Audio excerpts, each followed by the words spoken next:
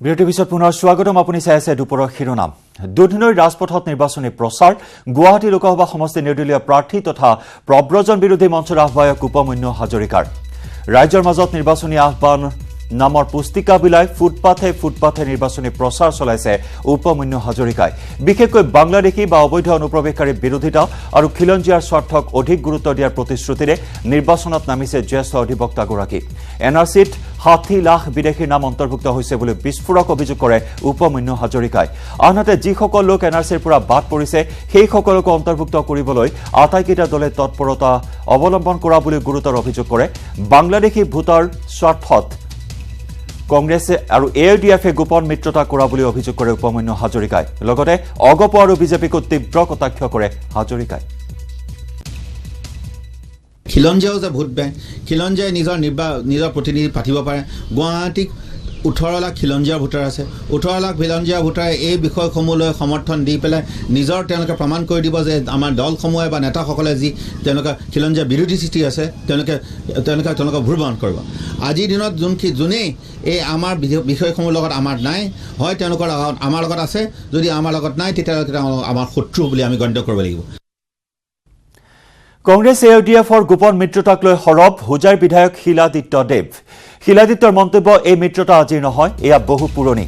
এআইডিএফৰ জন্ম কংগ্ৰেছৰ পৰাই হৈছিল। কংগ্ৰেছত মুছলমানৰ প্ৰভাৱ বেছি। কংগ্ৰেছৰ ২৪ জন বিধায়কৰ ভিতৰত ১৫ জন বিধায়কেই মুছলিম বিধায়ক। এআইডিএফ হৈছে বাংলাদেশী মুছলিমৰ দল। এআইডিএফে বাংলাদেশী মুছলমানসকলৰ ওকালতি কৰে। এআইডিএফৰ উদ্দেশ্য হৈছে ২০২৬ চনত বদৰুদ্দিনক মুখ্যমন্ত্ৰী পতা। কংগ্ৰেছ এআইডিএফে একেলগে মিলি চলি আছে। এআইডিএফে নগাঁও, কলিয়াবৰ, শিলচৰৰ প্ৰাৰ্থী নিদিয়াই প্ৰমাণ কৰিলে তেওঁলোকৰ মিত্ৰতা। এআইডিএফৰ বিধায়ক আমিনুল ইছলামৰ ফেচবুক পোষ্টেই দুই দলৰ মিতিৰালি উদঙাই দিয়ে বুলি প্ৰতিক্ৰিয়া প্ৰকাশ কৰে বিধায়ক শিলাদিত্যই। আৰু প্ৰায় বিতৰ্কিত মন্তব্যৰে সংবাদ শিৰোনাম দখল কৰা শিলাদিত্যদেৱে পুনৰ সৰব হৈ পৰিছে। কংগ্ৰেছ এআইডিএফৰ মিত্ৰতা সন্দৰ্ভত প্ৰতিক্ৰিয়া প্ৰকাশ কৰিছে হোজাইৰ বিধায়কগৰাকীয়ে। এআইডিএফৰ জন্ম কংগ্ৰেছৰ পৰাই হৈছিল। কংগ্ৰেছত মুছলমানৰ প্ৰভাৱ বেছি। কংগ্ৰেছৰ ২৪ জন বিধায়কৰ ভিতৰত ১৫ জন বিধায়কেই মুছলিম বিধায়ক। এআইডিএফ হৈছে বাংলাদেশী মুছলিমৰ দল। এআইডিএফে বাংলাদেশী মুছলমানসকলৰ ওকালতি কৰে। এআইডিএফৰ উদ্দেশ্য ২০২৬ চনত বদৰুদ্দিন আজমলক মুখ্যমন্ত্ৰী পতা। কংগ্ৰেছ এআইডিএফ একেলগে মিলি আছে। এআইডিএফে নগাঁও, কলিয়াবৰ, শিলচৰত প্ৰাৰ্থী নিদিয়াই প্ৰমাণ কৰিলে তেওঁলোকৰ গোপন মিত্ৰতা। এআইডিএফৰ বিধায়ক আমিনুল ইছলামৰ ফেচবুক পোষ্টেই দুই দলৰ মিতিৰালি উদঙালে বুলি প্ৰতিক্ৰিয়া প্ৰকাশ কৰে হোজাইৰ বিধায়কগৰাকীয়ে। আৰু এই মুহূৰ্তত ডাঙৰ খবৰ আমি জনাইছো যে প্ৰধানমন্ত্ৰী মোদীয়ে দেশবাসীক সম্বোধন কৰিব। আৰু এই মুহূৰ্তত দেশবাসীক সম্বোধন কৰিছে প্ৰধানমন্ত্ৰী মোদীয়ে। भारत ने एक अभूतपूर्व सिद्धि हासिल की है। भारत ने आज अपना नाम अंतरिक्ष महाशक्ति स्पेस पावर के रूप में दर्ज करा दिया है। अब तक दुनिया के 3 देश अमेरिका, रूस और चीन को यह उपलब्धि हासिल थी। अब भारत चौथा देश है जिसने आज यह सिद्धि प्राप्त की है। हर हिंदुस्तानी के लिए इससे बड़े गर्व का पल नहीं हो सकता है। कुछ ही समय पूर्व हमारे वैज्ञानिकों ने अंतरिक्ष में, स्पेस में 300 किलोमीटर दूर LEO, लो अर्थ ऑर्बिट में एक लाइव सैटेलाइट को मार गिराया है। LEO, लो ऑर्बिट में यह लाइव सैटेलाइट, जो कि एक पूर्व निर्धारित लक्ष्य था, उसे एंटी सैटेलाइट ASAT मिसाइल द्वारा मार गिराया गया है। सिर्फ 3 मिनट में सफलतापूर्वक यह ऑपरेशन पूरा किया गया है। मिशन शक्ति यह अत्यंत कठिन ऑपरेशन था, जिसमें बहुत ही उच्च कोटि की तकनीकी क्षमता की आवश्यकता थी। वैज्ञानिकों द्वारा सभी निर्धारित लक्ष्य और उद्देश्य प्राप्त कर लिए गए हैं। हम सभी भारतीयों के लिए यह गर्व की बात है कि यह पराक्रम भारत में ही विकसित एंटी सैटेलाइट ए-सैट मिसाइल द्वारा सिद्ध किया गया है। सर्वप्रथम मैं मिशन शक्ति से जुड़े सभी डीआरडीओ वैज्ञानिकों, अनुसंधानकर्ताओं तथा अन्य संबंधित कर्मियों को बहुत बहुत बधाई देता हूं, जिन्होंने इस असाधारण सफलता को प्राप्त करने में योगदान दिया। आज फिर उन्होंने देश का मान बढ़ाया है। हमें हमारे वैज्ञानिकों पर गर्व है। अंतरिक्ष आज हमारे जीवन शैली का एक महत्वपूर्ण हिस्सा बन गया है। आज हमारे पास पर्याप्त संख्या में उपग्रह उपलब्ध हैं, जो अलग अलग क्षेत्रों के विकास में अपना बहुमूल्य योगदान दे रहे हैं, जैसे कृषि, रक्षा, सुरक्षा, आपदा प्रबंधन, डिजास्टर मैनेजमेंट, संचार, कम्युनिकेशन, एंटरटेनमेंट, टीवी, मौसम की जानकारियां, नेविगेशन, शिक्षा के क्षेत्र में, मेडिकल के क्षेत्र में, ऐसे अनेक क्षेत्र हैं। हमारे उपग्रहों का लाभ सभी को मिल रहा है, चाहे वो किसान हो, मछुआरे हो, विद्यार्थी हो, सुरक्षा बल हो। दूसरी ओर चाहे वो रेलवे हो, हवाई जहाज हो, पानी के जहाज हो या परिचालन की कोई भी बात हो, इन सभी जगह उपग्रहों का उपयोग किया जा रहा है। विश्व में स्पेस और सैटेलाइट का महत्व बढ़ते ही जाने वाला है। शायद जीवन इसके बिना अधूरा हो जाएगा। ऐसी स्थिति में इन सभी उपकरणों की सुरक्षा पुख्ता करना भी उतना ही महत्वपूर्ण है। आज की एंटी सैटेलाइट ए-सैट मिसाइल भारत की सुरक्षा की दृष्टि से और भारत की विकास यात्रा की दृष्टि से देश को एक नई मजबूती देगा। मैं आज विश्व समुदाय को भी आश्वस्त करना चाहता हूं कि हमने जो नई क्षमता प्राप्त की है, यह किसी के विरुद्ध नहीं है। यह तेज गति से आगे बढ़ रहे हिंदुस्तान की रक्षात्मक पहल है। भारत हमेशा से ही अंतरिक्ष में हथियारों की होड़ के विरुद्ध रहा है और इससे इस नीति में कोई बदलाव नहीं आया है। आज का यह परीक्षण किसी भी तरह के अंतर्राष्ट्रीय कानून अथवा संधि समझौतों का उल्लंघन नहीं करता है। हम आधुनिक तकनीक का उपयोग देश के 130 करोड़ नागरिकों की सुरक्षा एवं उनके कल्याण के लिए ही करना चाहते हैं। इस क्षेत्र में शांति और सुरक्षा का माहौल बनाने के लिए एक मजबूत भारत का होना आवश्यक है।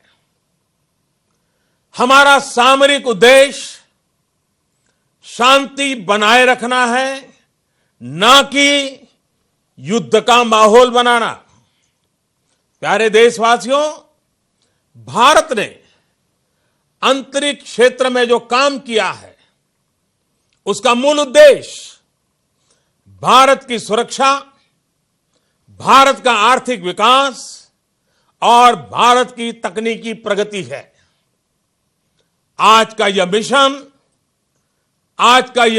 मिशन शक्ति इन सपनों को सुरक्षित करने की ओर एक अहम कदम है जो इन तीनों स्तंभों की सुरक्षा के लिए आवश्यक था। आज की सफलता को आने वाले समय में एक सुरक्षित राष्ट्र, समृद्ध राष्ट्र और शांतिप्रिय राष्ट्र की ओर बढ़ते कदम के रूप में देखना चाहिए। यह महत्वपूर्ण है कि हम आगे बढ़ें और अपने आप को भविष्य की चुनौतियों के लिए तैयार करें। हमें भविष्य की चुनौतियों का सामना करने तथा अपने लोगों के जीवन स्तर में सकारात्मक बदलाव लाने के लिए आधुनिक तकनीक को अपनाना ही होगा।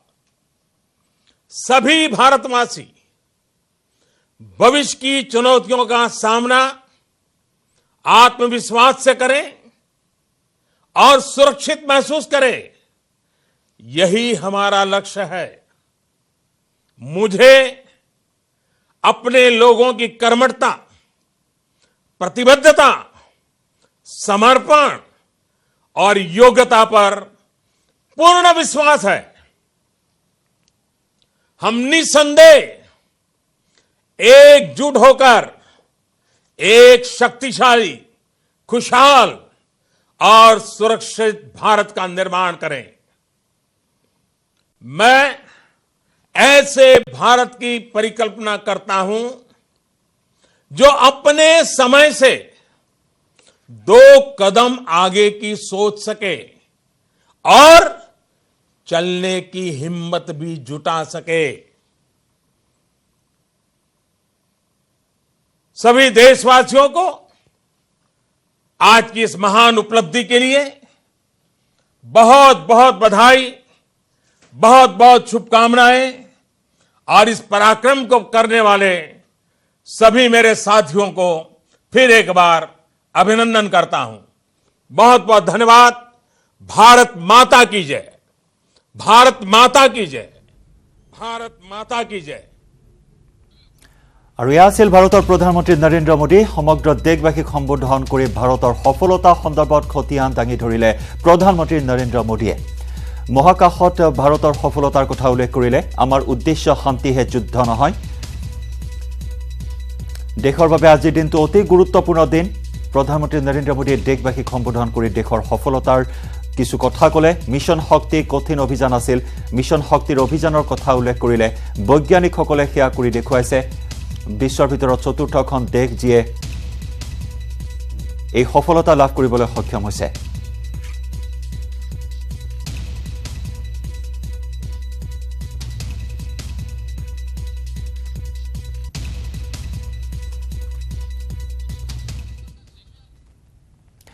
আগবাঢ়িছো দুপৰীয়া শিৰোনামৰ পৰৱৰ্তী বাতৰিলৈ। নিৰ্বাচনী প্ৰচাৰ চলাবলৈ কাইলৈ যোৰহাটলৈ আহিব বিজেপিৰ সভাপতি অমিত শ্বাহ।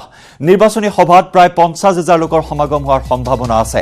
ইতিমধ্যে অমিত শ্বাহৰ নিৰ্বাচনী প্ৰচাৰৰ বাবে জোৰদাৰ প্ৰস্তুতি চলাইছে বিষয়ববীয়াসকলে।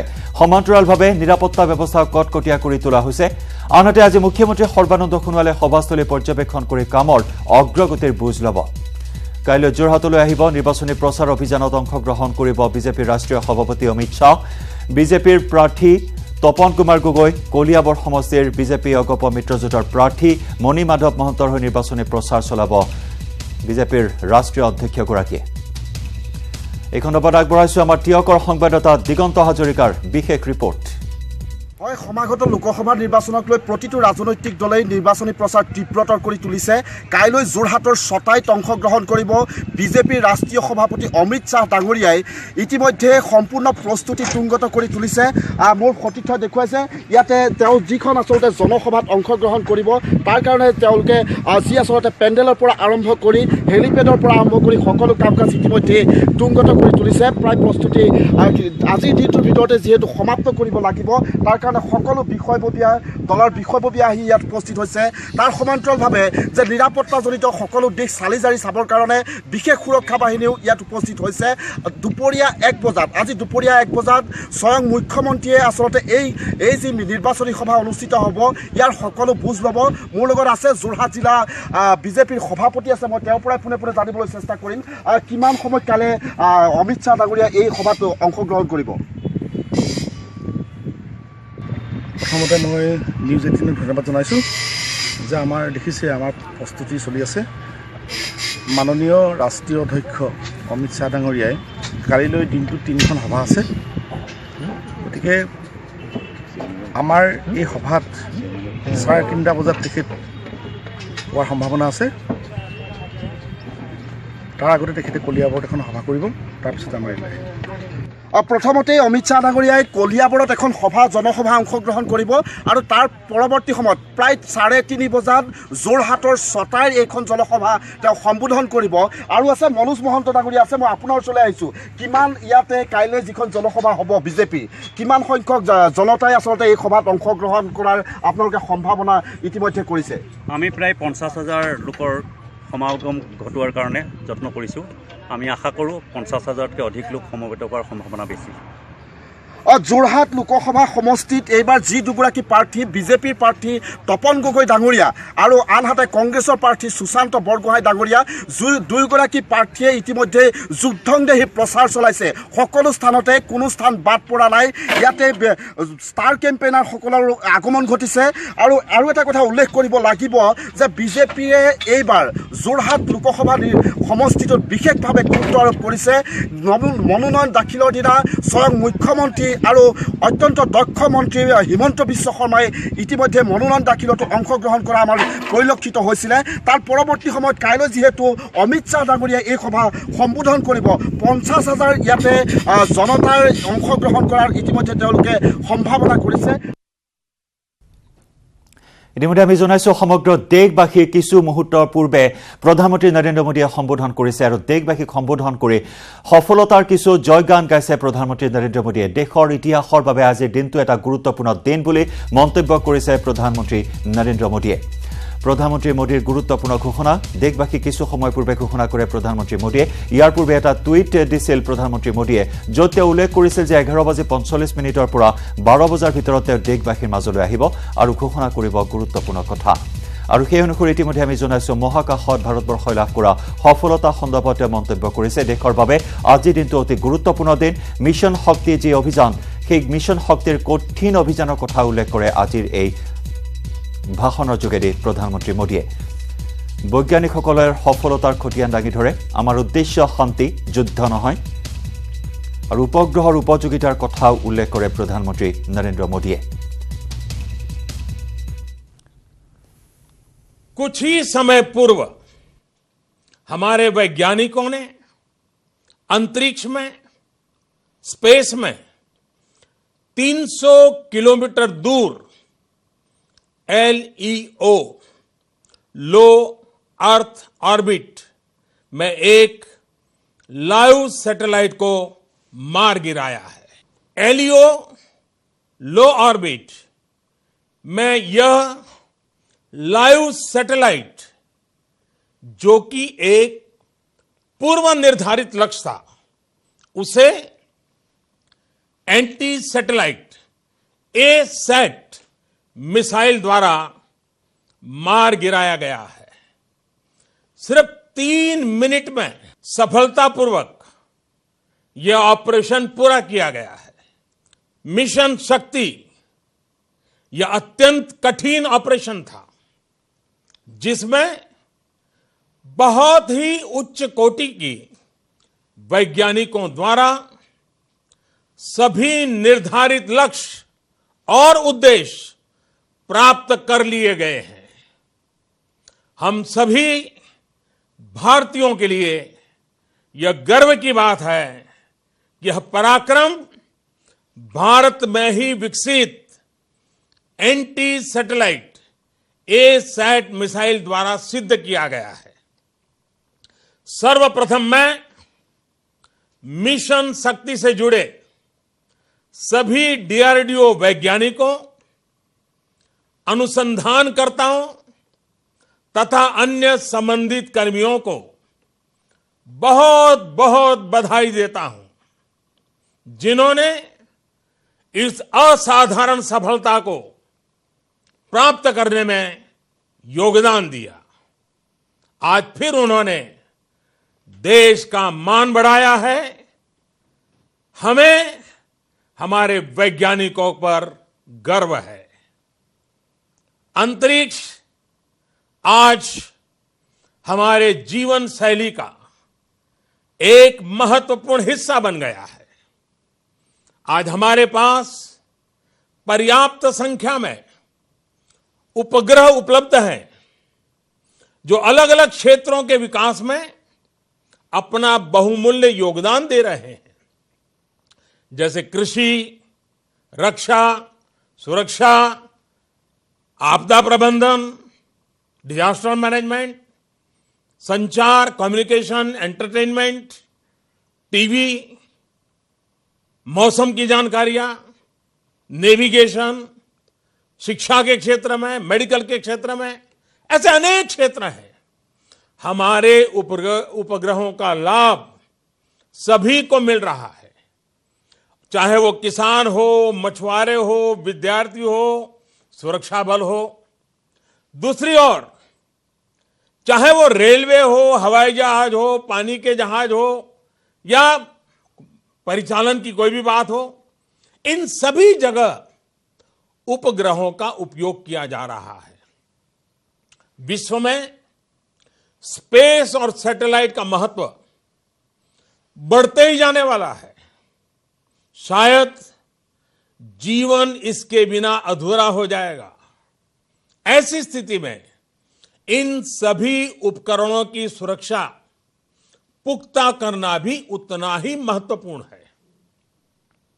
आज की एंटी सैटेलाइट ए-सैट मिसाइल भारत की सुरक्षा की दृष्टि से और भारत की विकास यात्रा की दृष्टि से देश को एक नई मजबूती देगा। मैं आज विश्व समुदाय को भी आश्वस्त करना चाहता हूं कि हमने जो नई क्षमता प्राप्त की है, यह किसी के विरुद्ध नहीं है। यह तेज गति से आगे बढ़ रहे हिंदुस्तान की रक्षात्मक पहल है। भारत हमेशा से ही अंतरिक्ष में हथियारों की होड़ के विरुद्ध रहा है और इससे इस नीति में कोई बदलाव नहीं आया है। आज का यह परीक्षण किसी भी तरह के अंतर्राष्ट्रीय कानून अथवा संधि समझौतों का उल्लंघन नहीं करता है। हम आधुनिक तकनीक का उपयोग देश के 130 करोड़ नागरिकों की सुरक्षा एवं उनके कल्याण के लिए ही करना चाहते हैं। इस क्षेत्र में शांति और सुरक्षा का माहौल बनाने के लिए एक मजबूत भारत का होना आवश्यक है। हमारा सामरिक उद्देश्य शांति बनाए रखना है, ना कि युद्ध का माहौल बनाना। प्यारे देशवासियों, भारत ने अंतरिक्ष क्षेत्र में जो काम किया है, उसका मूल उद्देश्य भारत की सुरक्षा, भारत का आर्थिक विकास और भारत की तकनीकी प्रगति है। आज का यह मिशन आज का यह मिशन शक्ति इन सपनों को सुरक्षित करने की ओर एक अहम कदम है, जो इन तीनों स्तंभों की सुरक्षा के लिए आवश्यक था। आज की सफलता को आने वाले समय में एक सुरक्षित राष्ट्र, समृद्ध राष्ट्र और शांतिप्रिय राष्ट्र की ओर बढ़ते कदम के रूप में देखना चाहिए। यह महत्वपूर्ण है कि हम आगे बढ़ें और अपने आप को भविष्य की चुनौतियों के लिए तैयार करें।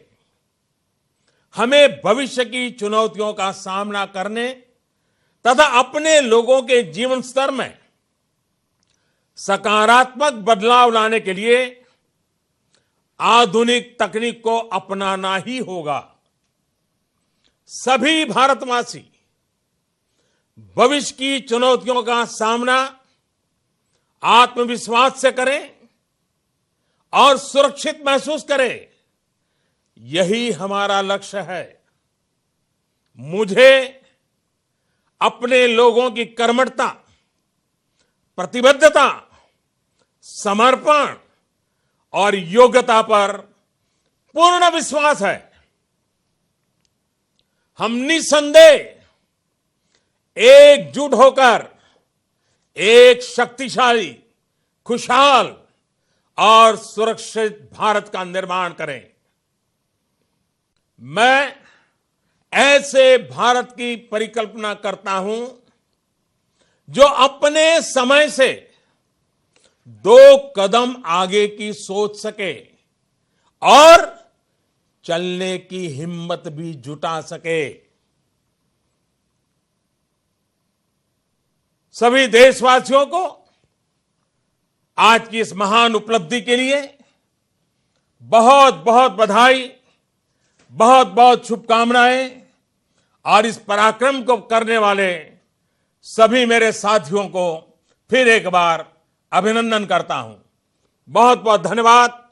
भारत माता की जय, भारत माता की जय, भारत माता की जय। ऐतिहासिक मिशन शक्ति को सफल बनाने के लिए भारतीय वैज्ञानिकों को बहुत बहुत बधाई और शुभकामनाएं।